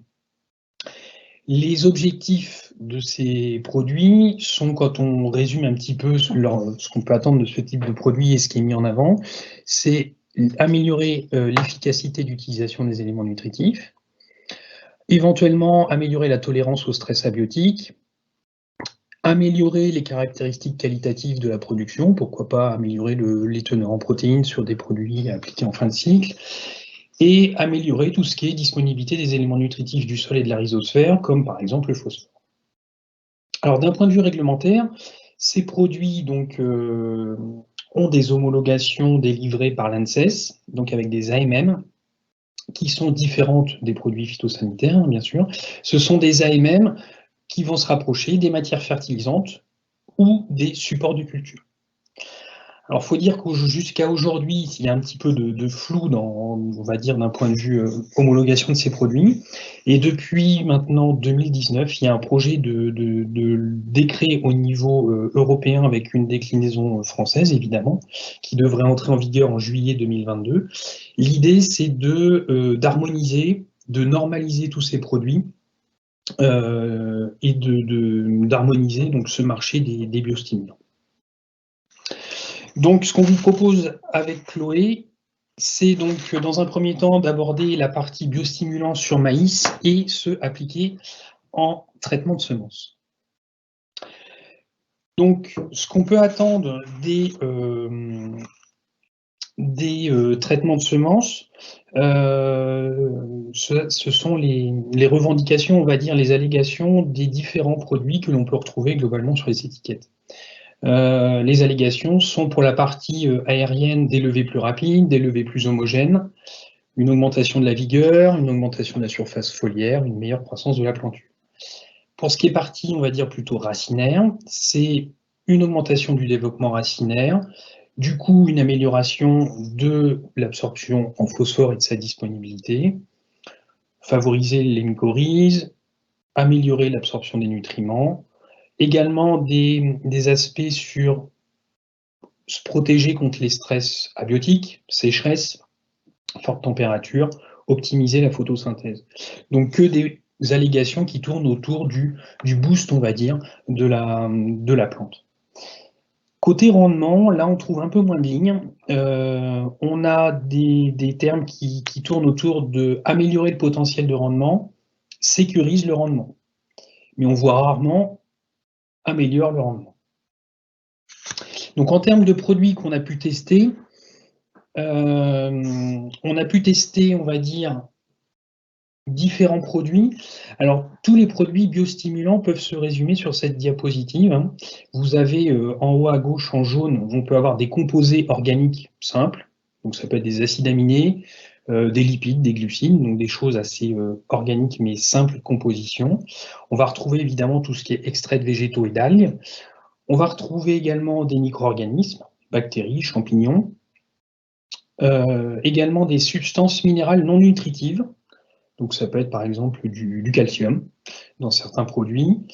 Des substances minérales nutritives, que ça soit macro comme l'azote, le phosphore, ou oligo comme cuivre et manganèse. Mais également des macromolécules organiques, donc qui peuvent être des acides humiques, fulviques, etc. Également, dans ces produits de TS, on peut retrouver des produits de protection des plantes susceptibles d'avoir un effet biostimulant. Et là, par exemple, on peut parler du Vibrance. Alors, la synthèse que je vais vous présenter, ça va principalement être la synthèse de 2019 à 2020. On avait des essais en 2021 qui n'ont pas pu être conduits jusqu'à la récolte, mais les conclusions sont identiques à 2019 et 2020. Alors, quand on s'intéresse à l'effet des biostimulants, on essaye de suivre tout le cycle de la culture. C'est bien pour voir à quel moment le biostimulant a un intérêt, a un effet sur la plante. Ce qu'on a regardé en premier, là, c'est ce que vous voyez sur le graphique en haut à droite, c'est sur maïs, donc résultats 19 et 20, la vigueur au départ, sur 4 essais. Donc vous voyez que les biostimulants sont indiqués par des numéros de 3 à 10, puisqu'on n'a pas de décodage de ces produits, mais vous verrez que ça n'a pas forcément une grande importance. On ne décode pas ces produits pour des raisons de confidentialité. Donc ces produits étaient testés, donc on avait un témoin classique, un témoin avec de l'engrais starter, donc du 18-46 100 kg, et puis ensuite vous avez tous les biostimulants. Et les graphiques seront tous présentés de la même façon. Côté vigueur de départ, pas de différence significative entre le témoin et les biostimulants. Un effet significatif du starter. Bon, ça, c'est des choses qu'on connaît déjà par ailleurs, mais uniquement un effet significatif du starter. Concernant l'indice de teneur en chlorophylle, c'est-à-dire est-ce qu'on a cet effet dynamique, boost, on va dire, sur la culture, On regarde donc l'indice de teneur en chlorophylle, par exemple avec des pinces N-tester ou d'autres capteurs de ce type. Et bien là encore, on ne voit pas de différence significative entre le témoin et les biostimulants. Un effet, par contre, on retrouve un effet ici avec l'engrais starter d'environ 10%. Concernant les stades foliaires, est-ce qu'on voit des choses avec les biostimulants sur ces mêmes essais? Donc là, on avait un peu plus d'essais, on avait 7 essais, on a suivi les stades foliaires, toujours sur les 2 mêmes années. Globalement, pas de différence entre le témoin et l'ensemble des biostimulants testés. Vous le voyez, là, on était sur des stades entre 7-8 feuilles. Pour le starter, on avait un gain d'une demi-feuille au stade 7-8 feuilles. Donc un effet significatif en plus de l'effet starter, mais pas des biostimulants. Quand on regarde le stade floraison, donc c'est ce qui est dans la bulle en bas à gauche, on avait globalement un stade floraison qui était avancé en moyenne de 2 à 3 jours. Donc c'est des choses qu'on voit classiquement dans les essais avec et sans starter, et on n'avait pas de différence par contre entre le témoin et les biostimulants. Sur la diapo suivante, du coup, quand on va jusqu'au rendement, donc là je vous ai présenté un seul essai sur la diapo. Donc c'était un essai qui a été mené dans l'est de la France dans le 68. Donc au niveau de la récolte, on regarde l'humidité, le PMG et le rendement. Donc on retrouve le même décodage. Le T01, c'est le premier bâton pour tous les graphiques, c'est le témoin. Le T02, c'est le starter et ensuite l'ensemble des biostimulants. Ce qu'on constate, c'est qu'on n'a pas d'effet sur l'humidité récolte, pas d'effet sur le PMG, pas d'effet sur le rendement. Donc ça, c'était un essai dans le 68. Pour que ça soit plus clair, je ne vous ai pas mis les autres essais. On avait exactement les mêmes conclusions sur un essai la même année dans le sud-ouest sur maïs grain et les mêmes conclusions sur maïs fourrage sur un essai dans l'ouest de la France, dans le département 56. Alors, les conclusions en résumé de tout ça, pour faire court, c'est qu'en cours de culture, on n'a pas d'écart significatif entre les biostimulants et les témoins sur les variables qu'on a pu mesurer tout au long du cycle. À la récolte, pas de différence significative, que ce soit en rendement, matière sèche ou grain et humidité. Et des effets significatifs de l'effet starter sur des stades précoces qu'on ne retrouverait pas ensuite au moment de la récolte. Bon, c'est des choses aussi qu'on a l'habitude de voir parfois dans certains essais starter. Alors pourtant, quel gain faudrait-il attendre pour rentabiliser un biostimulant de ce type? Ces biostimulants en TS coûtent environ entre 12 et 30 € de l'hectare. Après, c'est rapide à faire comme calcul, selon le prix du maïs que vous prenez. Alors en ce moment, c'est un peu compliqué, mais il faudrait au moins avoir un gain de rendement de 0,7 à 2 quintaux et demi. Chose qu'on a du mal à voir significativement dans notre série d'essais. Du coup, concernant maintenant les biostimulants appliqués en foliaire, alors les effets revendiqués sont très proches des TS, si ce n'est que sur ces biostimulants foliaires, on attend un peu plus de choses vis-à-vis de la végétation, donc plus de tolérance vis-à-vis des stress abiotiques, des plantes plus tolérantes vis-à-vis des conditions stressantes, forte température, stress hydrique, comme je vous l'ai dit, et éventuellement des allégations autour de la stimulation des défenses immunitaires. Mais sinon, on va retrouver les grands thèmes que l'on a vus tout à l'heure sur les produits appliqués en TS. Du coup, en termes de biostimulants testés, sur cette même diapositive, donc là j'ai pu afficher le décodage, on a testé le Kawa Start, que vous voyez en haut, donc qui est à mi-chemin entre un composé organique et des extraits végétaux. Vous avez le Meister et le Naneos PNZN, qui sont à la fois des biostimulants avec des extraits végétaux et d'algues et des substances minérales nutritives. Alors, dans le tableau suivant, je vous l'ai mis pour que vous l'ayez, rassurez-vous, on ne va pas tout détailler. C'est le détail de tous les produits, vous voyez leur composition. donc à la fois des filtres d'algues, des extraits d'algues et des éléments minéraux. Et puis, ce qui est intéressant de regarder, c'est la partie conditions d'application, pour avoir un petit peu des idées de comment ça s'applique. On est globalement sur des produits qui s'appliquent entre 2 et 5 litres hectares, en 1 ou 2 passages, sur des stades entre 4 et 8 feuilles pour synthétiser.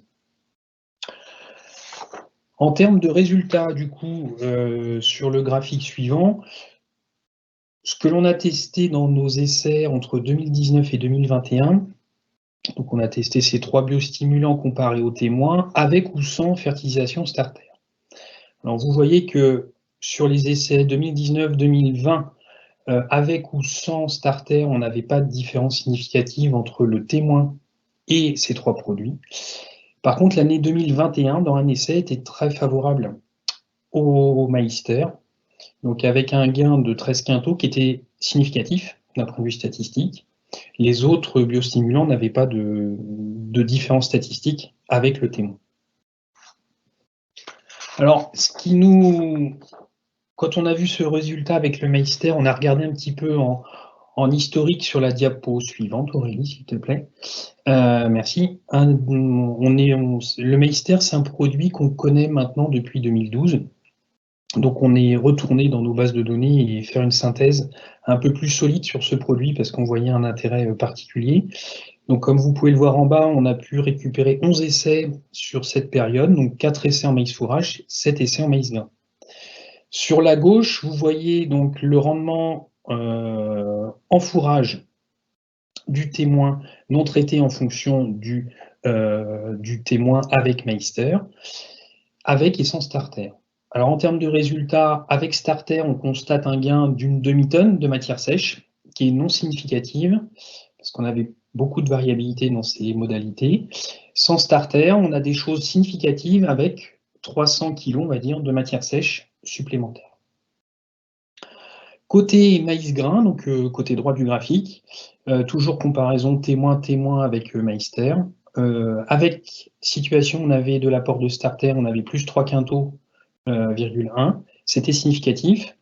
Sans starter, on est à plus 2,2, mais ça reste non significatif. Donc ça confirme un petit peu la tendance qu'on a pu voir en 2012. Donc en résumé sur ces biostimulants foliaires, je vous l'ai dit, les réponses, on le voit, les réponses sont très variables dans nos essais. Selon les produits, selon les années, on pourrait même aller selon les types de sol, etc. Ce qu'on peut résumer, c'est que année 19-20, pas d'effet significatif sur les produits testés dans nos essais, que ce soit sur le rendement, la vigueur, la précocité, floraison, pas de choses significatives. En 2021, on a vu un effet significatif du Meister assez fort, rien de significatif pour les autres biostimulants. Et sur notre synthèse 2012-2021 du Meister, on est à plus 2,3% de rendement en plus, et c'est significativement différent. Et là, c'est confondu maïs fourrage, maïs grain. Côté engrais starter, on sait qu'on a des réponses, on l'a pu le voir sur l'ensemble des graphiques, qui sont supérieures aux biostimulants foliaires, et on est environ à 1,9 quintal sur la moyenne 19-20. Alors, qu'est-ce qu'il faut, la même question, quel rendement faudrait-il en plus pour rentabiliser ces produits avant de gagner un peu plus? Pour les biostimulants foliaires, qu'on peut estimer entre 20 et 30 euros de l'hectare en termes de coût. Et ben là, on est entre notre 1 à, on va dire, 3 quintaux de maïs en plus qui serait nécessaire d'obtenir. Comparé à du 18,46 amené à 100 kg, donc là, attention, on était sur des prix loin d'être les prix de cette année qui frôlent les 900 000 euros la tonne. Là, on était sur des prix, je reprends les prix au moment où on a fait les essais, du 18,46 qui représente 2 à 3 quintaux, chose qu'on arrive à atteindre de façon significative. Et par contre, pour les biostimulants foliaires, c'est un peu plus limité. Voilà, j'en ai terminé pour la partie maïs. Chloé, je te laisse la main pour la partie céréales à paille. Merci, bonjour à tous. Donc Chloé Malaval-Juéry, je suis régionale pour la zone Auvergne. Donc, après la présentation d'Edouard sur les biostimulants appliqués sur maïs, on a fait le même exercice sur blé. On va vous présenter les résultats par grand type d'application, de mode d'application. On va commencer par les biostimulants qui seront appliqués soit en pelliculage ou enrobage de semences, donc en traitement de semences, soit des formes microgranulées ou liquides, mais appliquées au semis, au sol, au semis. Pour ces produits-là, je ne vais pas pouvoir vous décoder ce qu'on a testé, simplement vous montrer la diversité des principes actifs qu'il y a derrière les modalités que vous allez voir. On a des composés organiques simples, des macromolécules organiques, acides humiques, fulviques, etc. On a des biostimulants qui sont de la catégorie extraits de végétaux ou extraits d'algues, des micro-organismes également, des substances minérales, qu'elles soient nutritives ou non nutritives. Donc pour cette série d'essais, on a en fait trois essais qui avaient été mis en place en 2020. Malheureusement, on en a perdu un avant la récolte pour cause de fortes infestations de vulpins. On a quand même quelques mesures au démarrage de l'essai. Il y a donc 2 essais qui ont été conduits jusqu'à la récolte. Et donc, ce sont 2 essais qui se sont retrouvés dans des situations de stress très différentes. Donc, les résultats que vous avez sur le haut de la diapo, donc un essai qui a été conduit à Hauteville-les-Dijon. Celui-ci était dans une situation a rencontré un fort stress hydrique et on avait en termes de rendement des niveaux qui étaient plutôt faibles avec, vous voyez, le rendement du témoin à 41 quintaux hectares. Sur la partie en bas de la diapo, en fait, c'est le même essai, mais en fait, il a été fait en deux parties, puisque certaines modalités ont été implantées en prévoyant des bandes tampons pour les isoler, et le reste des modalités, qui sont d'ailleurs les mêmes que celles de l'essai que je viens de vous présenter au-dessus, n'ont pas été implantées avec des bandes tampons pour les isoler. Sur cet essai-là, donc dans le 0,2, on n'était pas du tout sur les mêmes conditions. Alors certes, une sécheresse au mois d'avril, mais globalement, les potentiels étaient beaucoup plus élevés, les rendements étaient beaucoup plus élevés au final sur cet essai. On a des témoins pour les 2 parties, les 2 sous-essais, je dirais, qui étaient à des niveaux autour de 120 quintaux hectares. Dans les 2 cas, sous stress ou sans stress, au final, on s'est retrouvé à ne pas réussir à mettre en évidence d'effets significatifs entre les différents traitements. Donc entre les traitements et surtout entre les traitements et les témoins. Donc si on résume ce qu'on a vu sur ces essais, hein, là je vous ai montré simplement les résultats au niveau des rendements. Je vous ai dit qu'on avait fait des suivis sur les stades précoces pour les 3 essais ce coup-ci, et que ce soit pour les indices foliaires ou les suivis de vigueur, on n'a pas non plus mis en évidence d'effets significatifs entre les modalités et les traitements témoins. Donc les témoins sans biostimulants. Et puis à la récolte, on a vu les rendements, mais on a aussi suivi les composantes et les teneurs en protéines, et là non plus, pas de différence significative entre les modalités et avec le témoin. Évidemment, c'est des essais qui doivent être confortés avec de nouveaux essais de nouvelles années, et surtout sur des contextes pédoclimatiques variés. Il faut qu'on confirme ça. Et puis simplement pour vous dire que sur ce type d'essai, on a commencé à mettre en place des observations des niveaux de colonisation mycorhizienne pour un des produits dont c'est l'objectif en fait. Et dans ce qu'on a vu en tout cas sur les 2 essais où on a fait des prélèvements racinaires et suivi ces taux de colonisation, on n'a pas vraiment mis en évidence une survie. On n'a pas pu voir si on avait une survie plus ou moins élevée de ces micro-organismes. Ensuite, on va passer à une autre catégorie de biostimulants, donc plutôt une catégorie, on va dire, biostimulants en mélange avec des engrais. On va prendre l'exemple en particulier donc l'engrais Fertevi Wake Azo 17. En fait, c'est le biostimulant, c'est le Fertevi Wake qui est en fait une levure et qui est additionné dans un engrais qui comporte de l'azote et du soufre. Donc, l'objectif attendu et présenté par la firme, c'est une stimulation de la flore du sol, donc qui s'apporte sous forme solide, en un apport au tallage. Voilà. Et donc on l'a comparé avec des modalités fertilisées à dose azote équivalente avec de l'ammonitrate. Et on a également fait une couverture soufre sur les essais, puisque cet engrais additionné d'un biostimulant contient du soufre. Donc nous, ce qu'on voulait voir, c'était vraiment l'effet strictement du biostimulant. Donc ça a été mis en place dans une série d'essais. Ce que je vous montre, c'est la synthèse sur 2015-2018. Ce qu'on observe là, c'est on a mis en évidence sur toute cette série d'essais un effet significatif sur le rendement. On a plus 1 quintal, 3 avec dans les modalités avec Fertevi Wake comparé aux témoins fertilisés uniquement avec de l'ammonitrate. Par contre, on n'a pas vu d'effet significatif sur la teneur en protéines.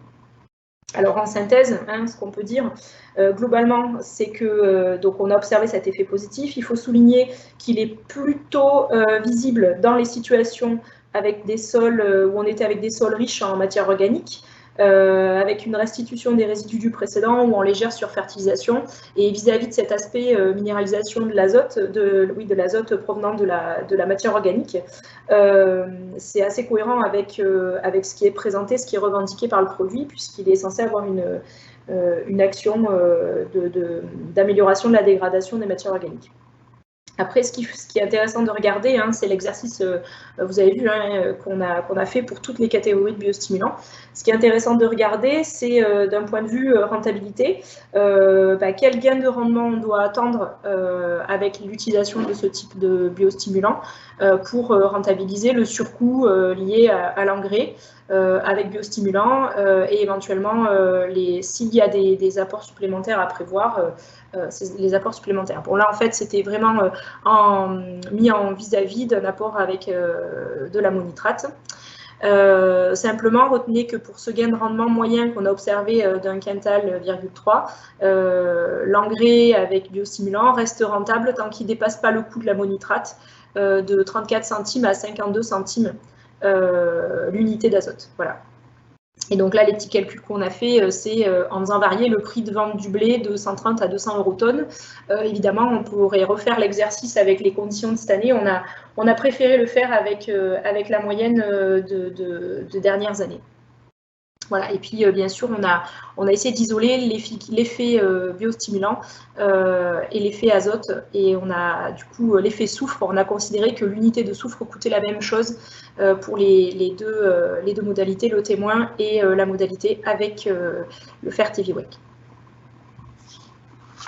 Si on passe au biostimulant, liquide appliqué en pulvérisation au sol, donc généralement, on ne va pas détailler toutes les allégations et tout le détail sur chacun des produits. On va surtout retenir que c'est des produits globalement qui revendiquent une action précoce et qui globalement ont des prétentions autour de la stimulation du système racinaire, de la rhizosphère et des fonctionnalités du sol.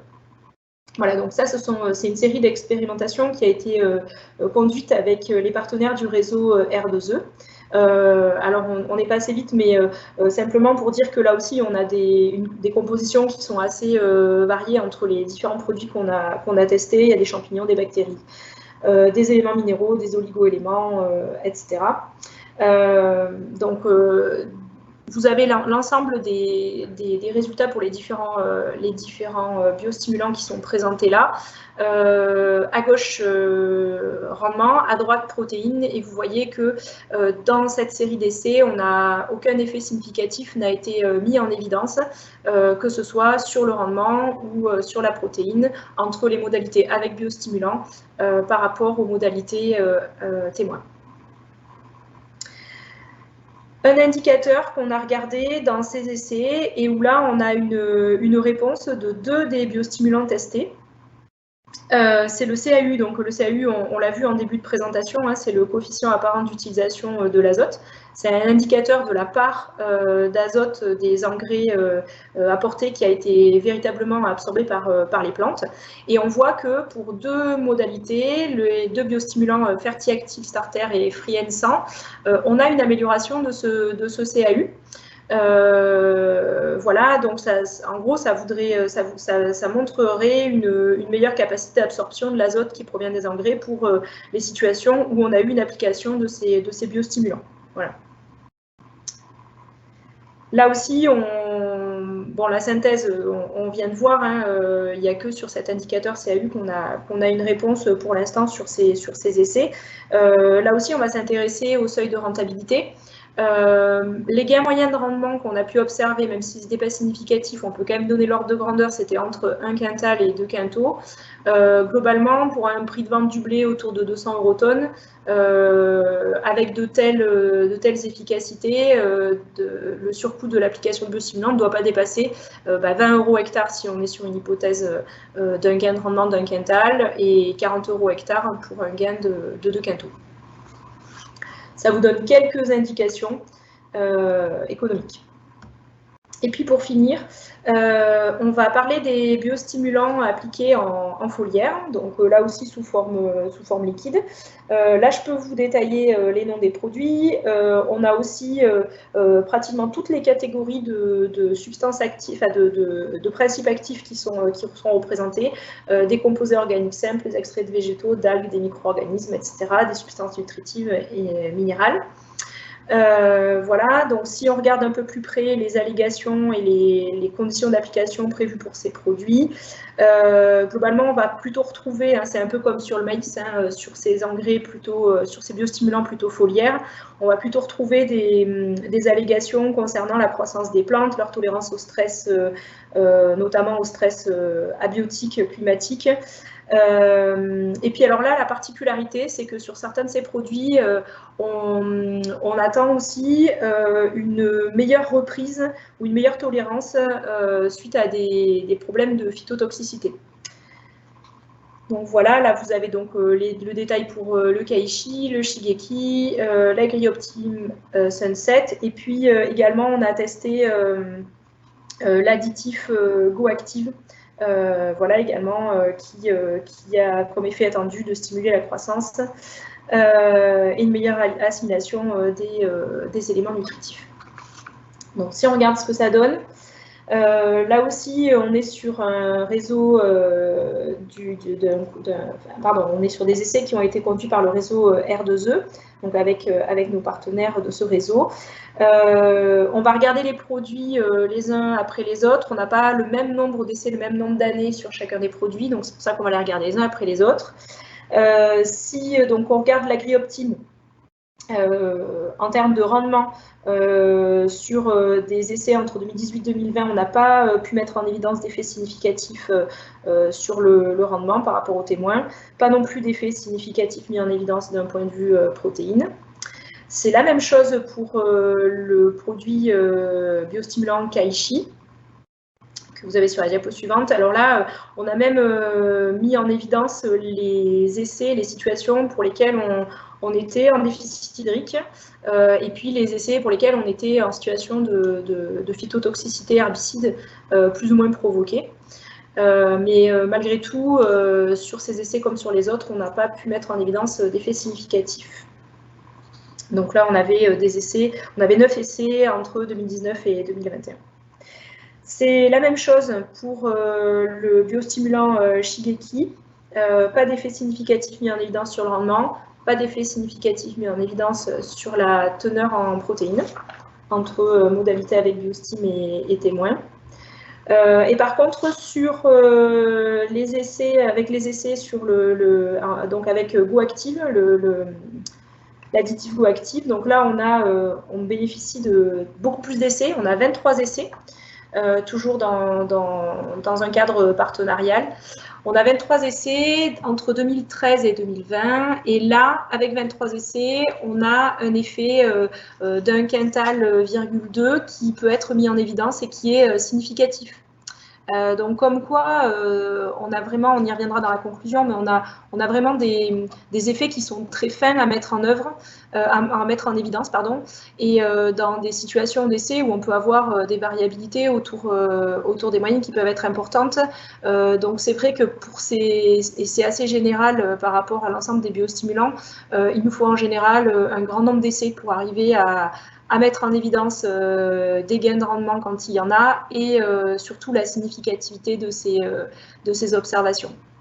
Donc par contre, on n'a pas d'effet significatif mis en évidence sur la teneur en protéines. Donc pour cette avant-dernière catégorie de biostimulants, là aussi on a fait des petites simulations en termes de rentabilité. On a un peu plus détaillé. On a pris des biostimulants dont le coût varie de 15, c'est indicatif, hein, entre 15 et 40 € l'hectare. Si on prend plusieurs hypothèses de prix de vente du blé, vous voyez que les niveaux d'amélioration de rendement, les surplus de rendement qu'il nous faut obtenir, si on a un biostimulant à 15 € l'hectare, ils sont atteignables. C'est l'ordre de grandeur de ce qu'on a vu quand on avait des écarts significatifs ou des tendances d'amélioration du rendement entre 0,6 et 1 quintal. Par contre, quand on a des biostimulants à 40 € hectare, là, il faudrait autour de 2 quintaux de surplus de rendement obtenu grâce à ces biostimulants. Et on n'a pas du tout cet ordre de grandeur pour l'instant dans ce qu'on a pu tester. Voilà, donc en gros, dit autrement, dans le contexte actuel, les bénéfices obtenus ou attendus, pour l'instant, les ordres de grandeur ne compensent pas toujours le coût de ces substances, ces biostimulants. Voilà, donc ce que j'ai déjà dit, hein, on a vraiment une nécessité pour ces produits de mieux identifier les situations dans lesquelles on a les meilleurs gains de rendement pour savoir vraiment dans quelle situation on a intérêt à les utiliser et où ils seront efficients et rentabilisés grâce aux gains de rendement qui pourraient permettre d'obtenir. Et on va faire pour terminer un dernier focus sur le cas particulier des bactéries fixatrices d'azote, parce que dans le contexte actuel, donc on est toujours dans la catégorie des biostimulants appliqués en foliaire, et c'est vrai que dans le contexte actuel, on a énormément de questions qui nous ont été posées et qui nous sont posées sur ces biostimulants-là. On va faire un focus sur le Blue N. Donc en fait, le Blue N, ce sont des bactéries qui colonisent la phylosphère et puis qui fixent l'azote de l'air et en restituent une partie au blé. Voilà. Donc, quand on a commencé la série d'expérimentations, la firme annonçait des économies d'azote autour de 20 à 30 kilos, unités d'azote sur blé. Voilà, donc on a mis en place 2 types de comparaisons dans les 10 essais qui ont eu en partenariat. Donc vous allez voir les résultats. 2 types de comparaisons. Une comparaison avec ou sans Blue N, mais pour des modalités avec ou sans Blue N, toutes fertilisées à dose d'azote équivalente. Et pour ces comparaisons, on était dans tous les cas en conditions suboptimales, donc limitantes en azote. Voilà, on avait des fertilisations on avait des T-0 et puis des fertilisations jusqu'à X-50 unités. Et puis, une autre série de comparaisons où là, on a comparé donc, des modalités avec Blue N, mais où la fertilisation azotée avait été réduite de 30 à 60 unités par rapport à un témoin, lui, fertilisé à la dose X. Alors, c'était la dose X quand on était en situation conventionnelle, et on a des modalités où on était en bio, où là, on était à 60 unités d'azote. Et donc, qu'est-ce que ça donne dans les situations où on était, donc on comparait avec ou sans application de Blue N, mais à dose d'azote équivalente, on n'a pas vu d'écart significatif entre les modalités avec Blue N et les témoins. On a vu un léger effet qui était significatif, mais uniquement, donc sur la protéine, mais uniquement pour les essais en bio. où on était en conditions encore plus limitantes. Et puis, sur la deuxième série de comparaisons, où là, on comparait application de Blue-N avec dose d'azote réduite et témoins sans réduction de la fertilisation azotée. Alors là, on voit qu'on avait carrément une perte de rendement qui était systématique et significative de l'ordre de 5 quintaux et demi. Et puis, on a vu qu'on dégradait aussi la teneur en protéines, sauf dans les situations en bio qui, elles, n'étaient pas fertilisation réduite, mais non fertilisées. Voilà, donc qu'est-ce qu'on tire comme enseignement de cette série d'essais? Déjà, première chose, ce biostimulant a été en 2021 testé en application assez précoce à 3 feuilles. Et dans le contexte de l'année, c'est vrai qu'on a souvent, à la suite de ces applications dans les essais, souvent été confrontés à des périodes de gel. Et donc, pour 2022, ce qui est prévu dans les essais avec ces biostimulants, c'est une application un peu plus tardive à 2 nœuds et plutôt en favorisant des conditions de temps chaud et poussant. Si on regarde les situations où on était à dose équivalente, on a vu pas de gain de rendement mis en évidence, pas véritablement d'intérêt d'un point de vue protéines, sauf dans les situations en bio. Et surtout, ce qu'il faut regarder, ce sont les comparaisons associées à une réduction de la dose d'azote. Ce qui est important de retenir, c'est que depuis le printemps 2021, au regard aussi de ces résultats, ça confirme, la firme ne propose plus cette application avec réduction de dose d'azote, mais plutôt en complément de la dose optimale. Donc en prévoyant un gain théorique de 30 unités, malgré tout, mais sans diminuer la dose d'azote sur ces modalités. Voilà, nous, on met en garde par rapport à ce qu'on a pu observer sur cette première année d'essai. C'est un peu le message qu'on veut faire passer face aux gens qui, du coup, se disent est-ce que ça peut être une source de diversification de mes sources d'azote, vu le contexte et les appros difficiles. Nous, ce qu'on dit, c'est quand même de faire attention et de ne pas surestimer l'apport que ce type de produit peut permettre. Voilà. Et puis pour terminer et laisser place peut-être aux questions, voilà, vous l'avez compris, et c'est des choses qu'on a dites au fur et à mesure des présentations avec Edouard, c'est quand même, vous voyez, des produits qui sont quand même assez difficiles à mettre en expérimentation pour plein de raisons. Il y a beaucoup de produits, il y a beaucoup de principes actifs, il y a beaucoup de modes d'action, il y a des positionnements qui sont variés et souvent très spécifiques aux différents produits. Les effets, vous avez vu, quand on a des effets, on arrive à mettre en évidence des effets significatifs, ils sont assez ténus. Donc, pour arriver à les mettre en évidence de façon significative, il nous faut de nombreux essais dans des conditions variées. On a vu qu'il y a pour certains produits certaines conditions où ça marche, certaines conditions où ça répond moins bien. Donc, ça nécessite dans les différents essais de bien caractériser les conditions notamment de stress. Voilà, on travaille aussi à l'adaptation des protocoles pour vérifier les très nombreuses allégations qui sont avancées par les firmes qui vendent ces produits. Là, on a vraiment fait un focus sur tout ce qui était rendement et protéines. On fait aussi, vous l'avez vu, des suivis en début de cycle, des suivis d'indices foliaires, et il y a des choses qui sont aussi en train d'arriver dans nos protocoles avec des nouvelles méthodes d'acquisition de données, la mise en œuvre d'indicateurs qu'on a pu mettre en place grâce à d'autres types de projets.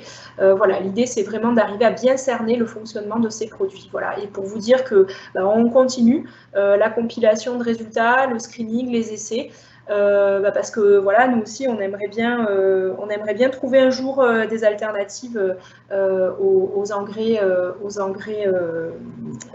plus traditionnels, aux engrais de synthèse plus traditionnels qu'on a aujourd'hui, et on voit que c'est important dans des situations où on peut être en difficulté en termes de prix et d'approvisionnement.